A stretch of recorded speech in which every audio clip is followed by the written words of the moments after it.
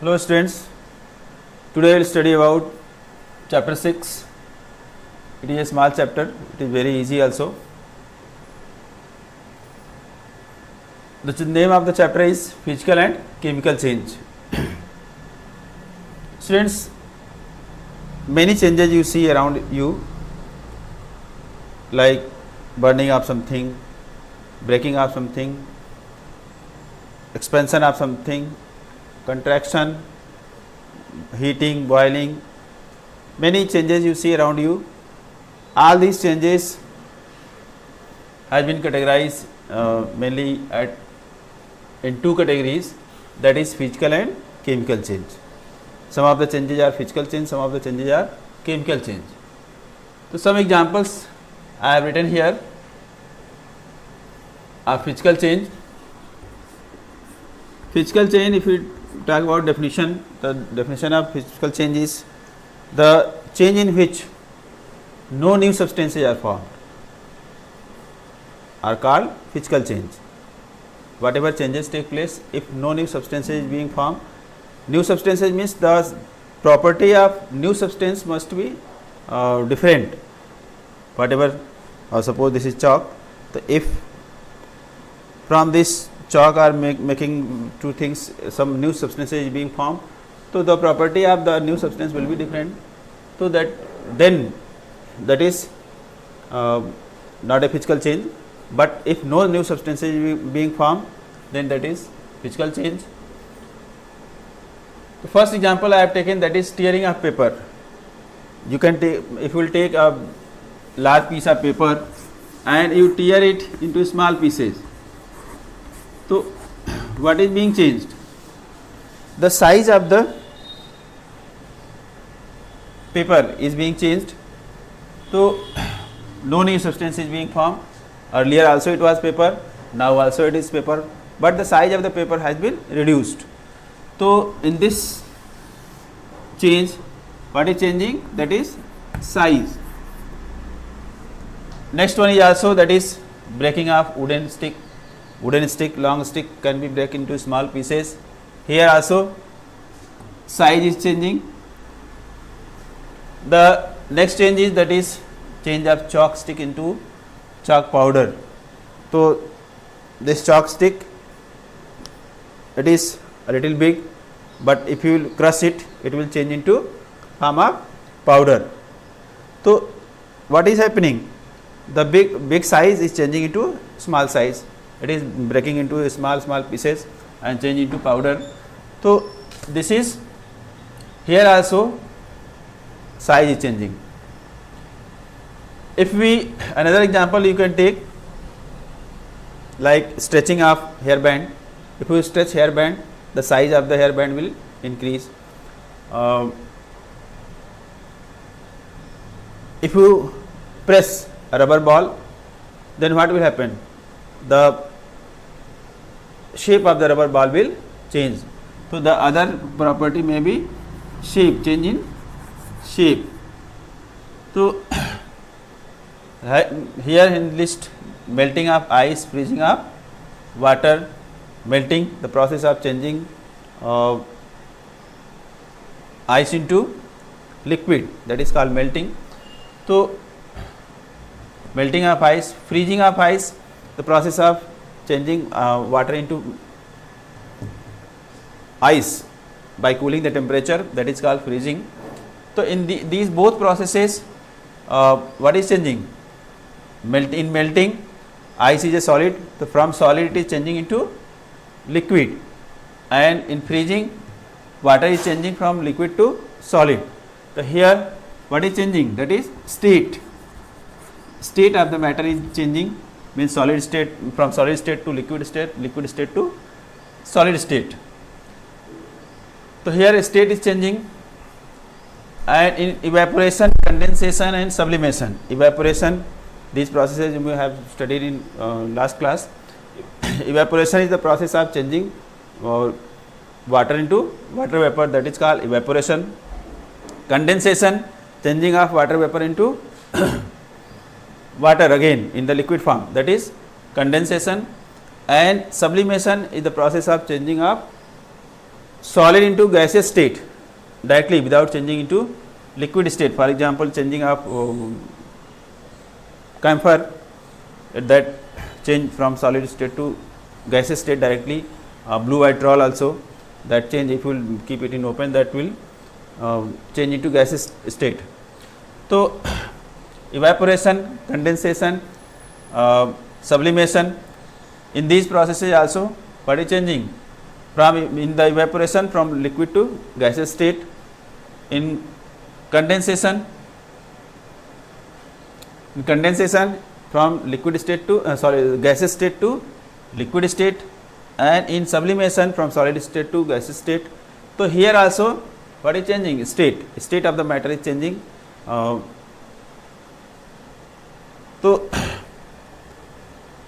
but whatever substances are there in melting, freezing, evaporation, if we are taking water, that is H2O, so in melting, in the ice form it is also H2O, in liquid form it is also H2O, and in the evaporation when it change into gaseous form, water vapor, that is also H2O.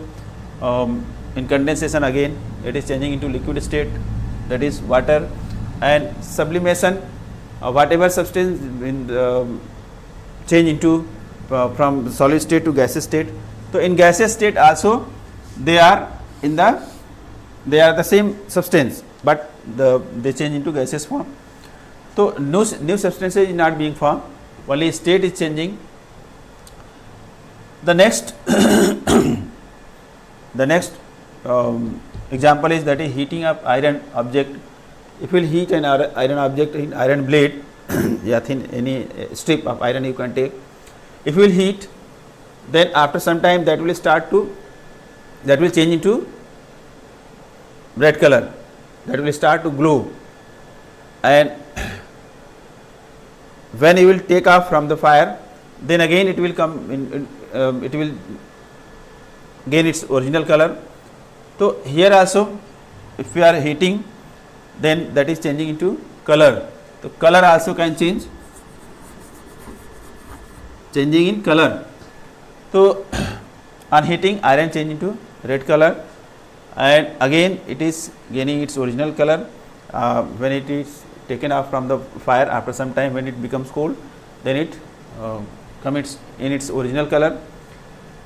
So here after changing color into after heating it change into red color, then also it is iron, and earlier also it was iron. So new substances is not being formed. So in a physical change, what changes? The physical properties such as size, shape, state and color, etc. are changed. So that type of change is called physical change. In physical change, no new substance is formed. Whatever substance is there, their property remain same. That is the same substance, but its size may change, shape may change, state may change. State means from solid to liquid, liquid to gas, and color may change. But the substance is the chemical structure of the substance. Chemically, that is not changed. Means that is no new substance is being formed, and the substance is same. So that type of changes is called physical change. So in physical change, no new substance is formed. Now I think now physical change is clear. If you have any confusion, you will ask questions. Now we will discuss about chemical change. Chemical change.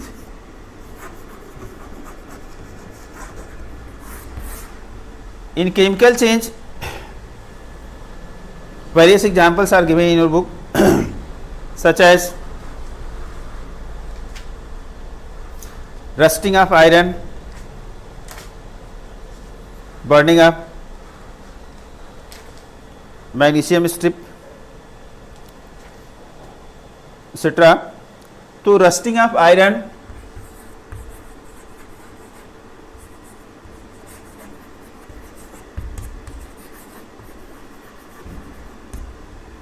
In rusting of iron, what happens? When iron is left in open, when it come in contact of air and moisture, so iron react with oxygen in the presence of moisture and form iron oxide, that is called rust. That is called rust.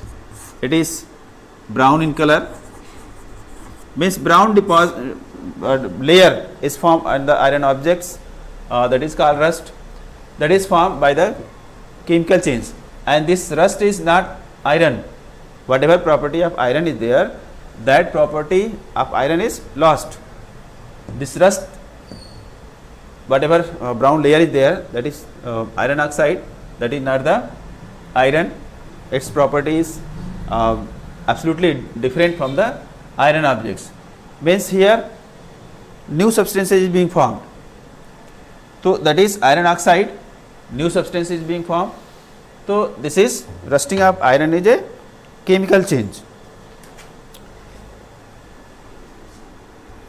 Next one is burning of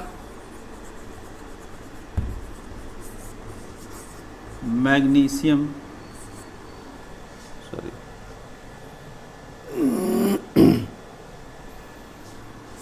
magnesium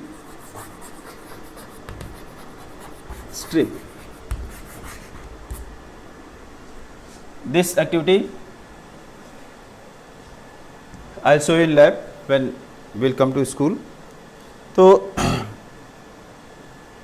burning of magnesium strip, silvery color strip is there, it is purchased from the market.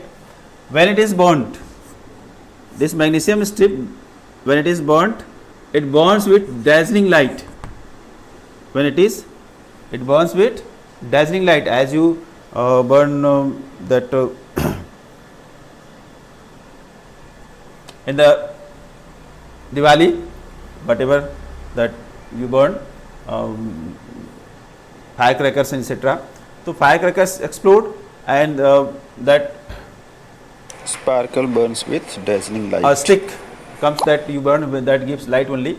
So that is like that, it gives dazzling light. Dazzling means at which it is difficult to see. So that is, that burns brilliant white light, that is called dazzling, that also called dazzling light. So when it burns, so magnesium at the time of burning it react with oxygen and form what? Magnesium oxide. That form magnesium oxide. So means after burning whatever white powder is left, that is magnesium oxide, and this is magnesium strip. It burns in the presence of oxygen. So when magnesium strip burns in the presence of oxygen, that react with oxygen and form magnesium oxide. So here magnesium oxide is new substance, and in the formation of magnesium oxide, magnesium and oxygen react together and new substance is being formed. So it is a chemical change. This magnesium oxide, if you mix in water, so magnesium oxide when react with water, that form magnesium hydroxide, that form magnesium hydroxide. And now again magnesium hydroxide is a new substance. When magnesium oxide and water react together, they form magnesium hydroxide, and this magnesium hydroxide is a new substance. If you will test it with a litmus paper, then it will gives the test of what? Hydroxide it is, it means it is base. Magnesium hydroxide, in chapter 5 you may have studied that magnesium hydroxide is a base. So when you will test it with the litmus paper, it will change red litmus paper into blue. This is the property of bases, that base change red litmus paper into blue and the acid change blue litmus paper into red. Since it is base, so it will change red litmus paper into blue. So here also new substance is being formed, so it is also a chemical change. Now the reaction of copper sulfate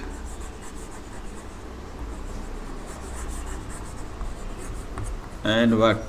And iron.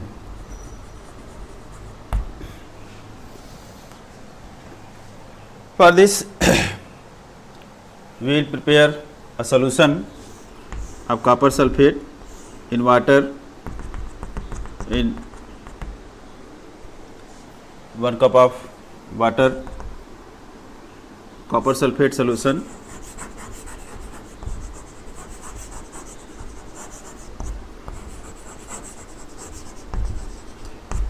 and we will add a small amount of sulfuric acid. Then if we will put any iron object, suppose iron blade, after some time, approx half an hour, we will observe that the color of copper sulfate solution is blue in color, and after putting iron blade, after some half an hour, the color of solution will change from blue to green. It will change into green color after the reaction of copper sulfate and iron. So in this, the reaction whatever will take place, that is the copper sulfate plus iron, there will be now iron sulfate plus copper, and this copper will deposit on the iron blade, and the color of iron blade will change brownish. Whatever color of copper is there, that will change brownish in color, and the color of solution will change into green color, that is the iron sulfate. Next one is the reaction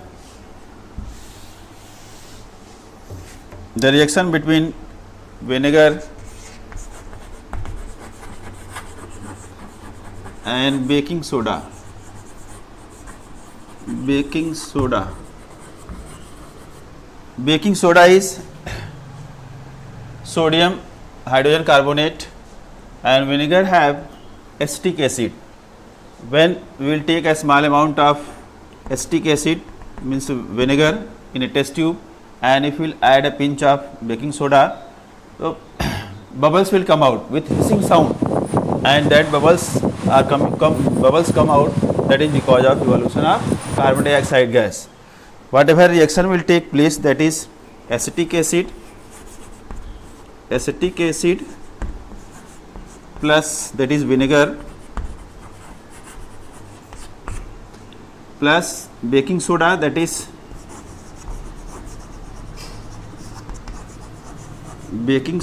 is sodium hydrogen carbonate, plus carbon dioxide gas will be formed, plus sodium acetate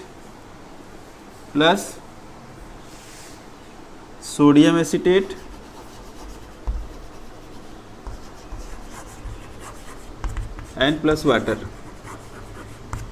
These three products will be formed, and this carbon dioxide, if it is passed in the freshly prepared lime water, then we will see that the whatever lime water means that is चूने का पानी, and lime juice means that is lemon juice. So there should not be confusion in lime water and lemon juice. If it is asked about lemon juice, it means that is the नींबू का रस, and if it is said that lime water, then it is चूने का पानी. So if it is this carbon dioxide gas is passed into lime water, that is lime water plus carbon dioxide gas, that forms calcium carbonate. Lime water formula is, that is CaOH whole twice. The whatever will be formed, that is calcium carbonate plus water. So this calcium carbonate will change the color of lime water. The color of lime water is colorless, it is transparent, and when carbon dioxide gas will be passed in lime water, then calcium carbonate will be formed, and that will change the color milky color. If we talk about the formula of acetic acid, that is CS3, COOH, baking soda, that is sodium NaHCO3, sodium hydrogen carbonate, carbon dioxide retained, sodium acetate. The formula of sodium acetate is, that is CS3 COOH Na, and water formula of water is H2O. So you can write formula also when you are writing the reaction. So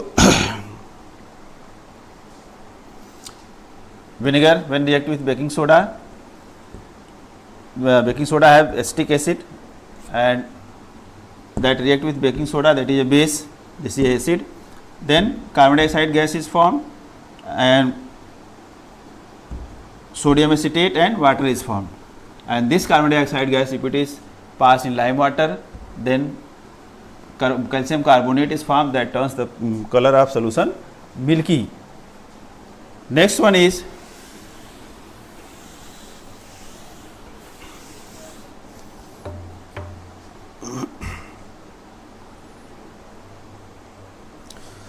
so these are the some examples. Many more examples of chemical change there. In all these changes, what we see, that new substances are formed. In every changes, new substances are formed, such as when we burn magnesium ribbon, that form magnesium oxide, that is new substance, and when magnesium oxide react with water, that form magnesium hydroxide, that is also new substance. When copper sulfate react with iron, that form iron sulfate, and copper is deposited on the iron object. When vinegar, that have acetic acid, then react with sodium hydrogen carbonate, that is baking soda, then again carbon dioxide, sodium acetate and water, they are the new products. And when carbon dioxide is passed in lime water, that is calcium hydroxide, then calcium carbonate and water are formed, they are also new substances. So in all these changes, in all these reactions, new substances are formed. So all these examples are of chemical change. So the definition of chemical change is that the change in which new substances with new property are formed, that is called chemical change. Various other examples of chemical changes, such as photosynthesis, digestion of food, neutralization reaction, that you have studied in chapter 5, acquiring brown color of cut fruits like apples. When you cut apples and pieces of apples are kept for some times, then it becomes brownish. That is because of when it come in contact of air, that reaction take place and the color is changed. Ozone depletion is also a chemical change. Whatever ozone layer is there, that is formed by O3. So this molecule breaks because of some other substances, and some new substances are formed. So ozone, quantity of ozone decreases, and that is called ozone depletion. So that is also because of chemical reaction. So chemical change in which new substances are formed. So from these all examples, some conclusion is there. that in addition to new products, whatever new products are formed, we see various changes in the these all examples. So with in addition to new products, some of the more property are also accompanied with that, like heat, light or any other radiation, ultraviolet for example, may be given off or absorbed, like in explosion, that heat, light produced and sound may also produce in the reaction, in the change, in chemical change. Smell may also change, whatever reactants are in chemical change, whatever substances take part in the reaction, they are called reactants, and whatever are formed, they are called products. So in reactants, whatever smell is there, that may change in the products. Color also may change, like in case of copper sulfate, when react with iron, the color of solution changes into green color. So color also can change. Some gas may evolve, like in the reaction with baking soda and vinegar, in that carbon dioxide gas is evolving. So gas may also evolve. So these are the some properties, some of the characteristics which accompanied with the formation of new products in chemical change. Now as first example we gave, that is rusting of iron. So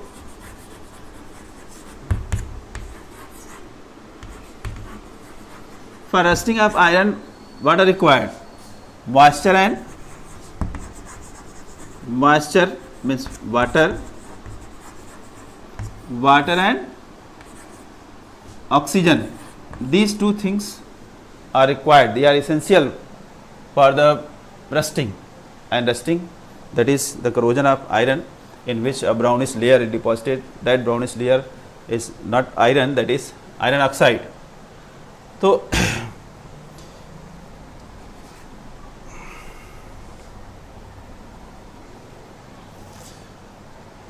whatever reaction take place, that is iron react with oxygen and form in presence of water and form iron oxide, Fe2O3, and since it may have some water also, so dot XH2O it is written.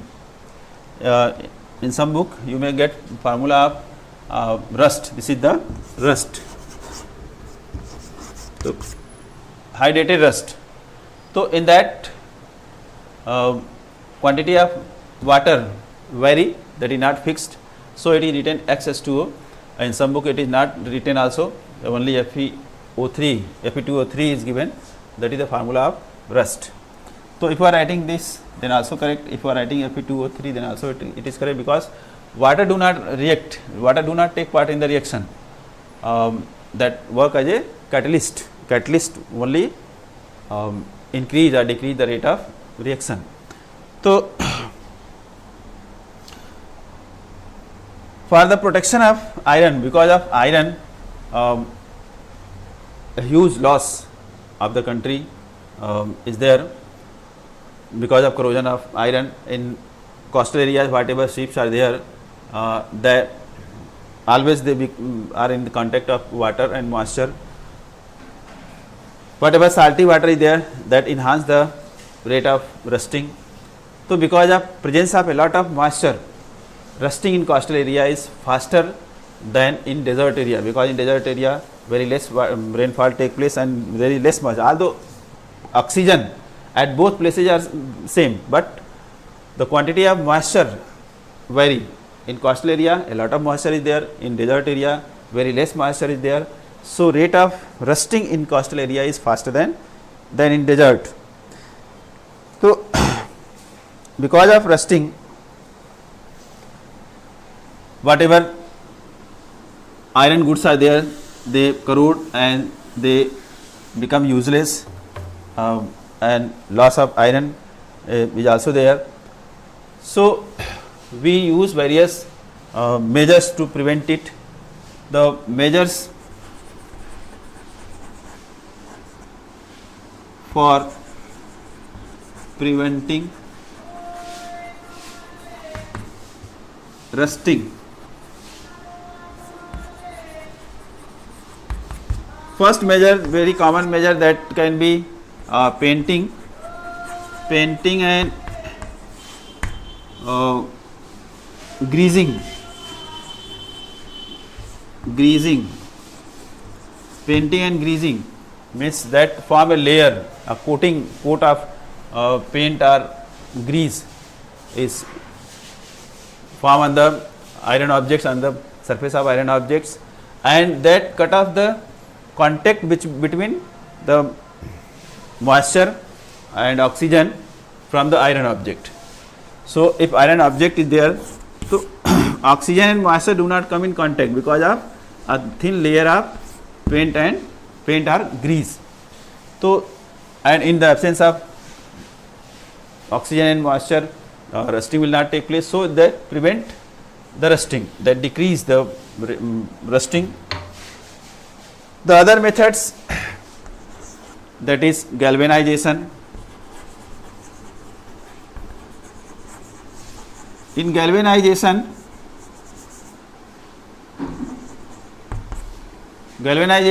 that is a process of depositing a thin layer of zinc over the iron objects, on the iron objects, that is called galvanization. Galvanized iron rods are used in the making buildings and bridges, etc.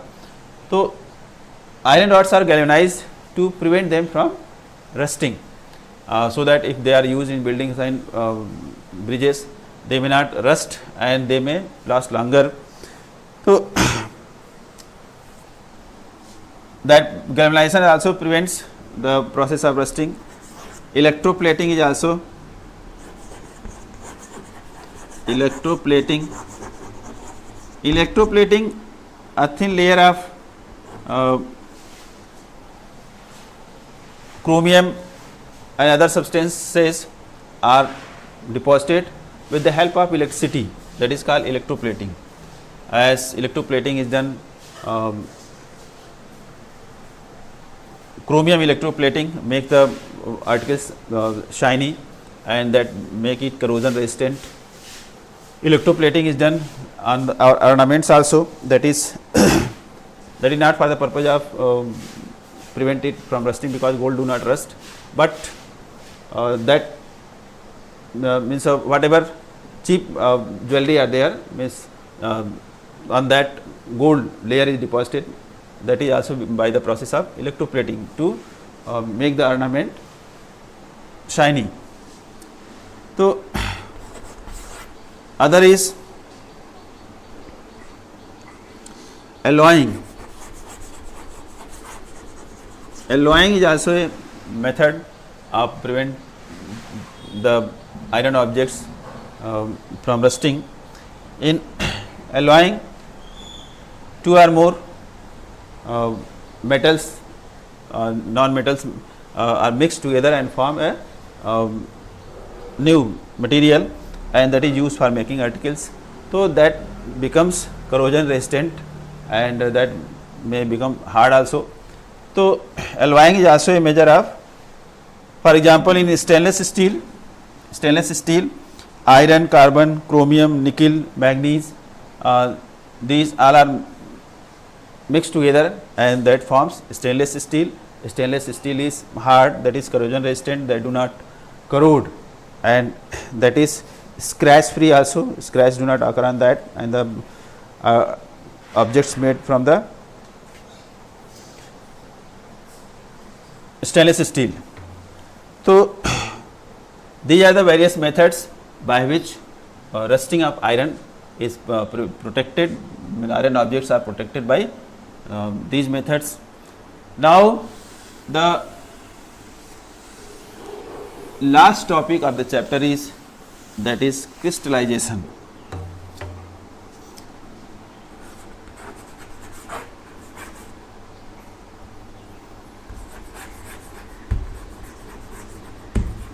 Crystallization. Crystallization is a process in which we get the crystals of pure substance, from its salt solution. For example, from copper sulfate solution we get crystals of copper. To get copper crystals, we prepare the solution of copper sulfate. We take, for that process we take a cupful water in the beaker and we add a some drops of sulfuric acid. Sulfuric acid is, you may ask that why sulfuric acid is added. So sulfuric acid is added to prevent the copper sulfate from hydrolysis. So sulfuric acid is added, and after adding it, it is heated, and when it start to boil, because at that level the solubility of the water will increase.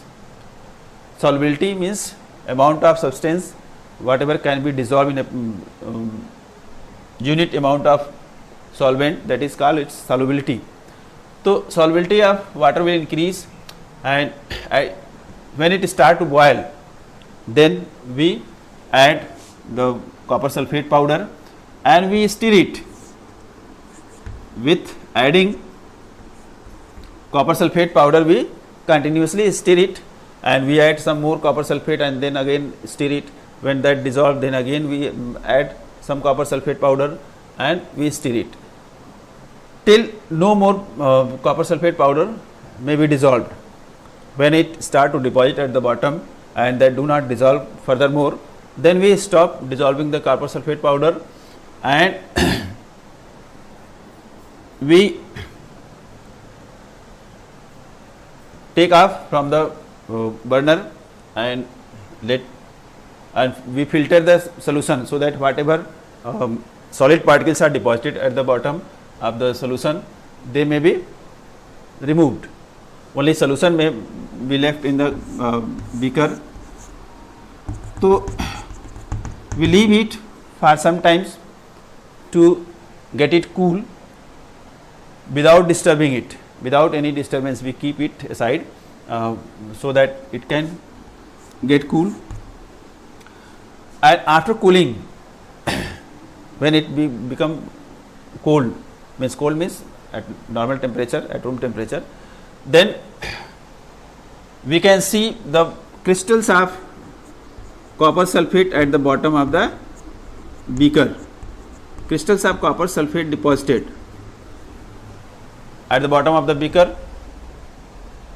So this is how crystals of copper sulfate can be obtained by making solution. That solution that becomes saturated solution, you may know, saturated solution. So we make saturated solution at its boiling point, and at its boiling point, when no more solvent is dissolved, at that time solution is called saturated solution. When temperature decreases, then since its solubility has been increased at its boiling point, and when it get cooled, its solubility decreases. Because of decreasing solubility, whatever extra copper sulfate powder has been dissolved in that start to form crystals, start to change in crystals, and that start to deposit at the bottom, and then we get the crystals of copper sulfate. So this is how crystals of copper sulfate can be obtained. In this process, whatever copper sulfate we are dissolving, that is copper sulfate, and again whatever crystals we are getting, that is again copper sulfate. So no new substance is being formed. So it is a physical process, it is not a chemical process. So this much was about this chapter.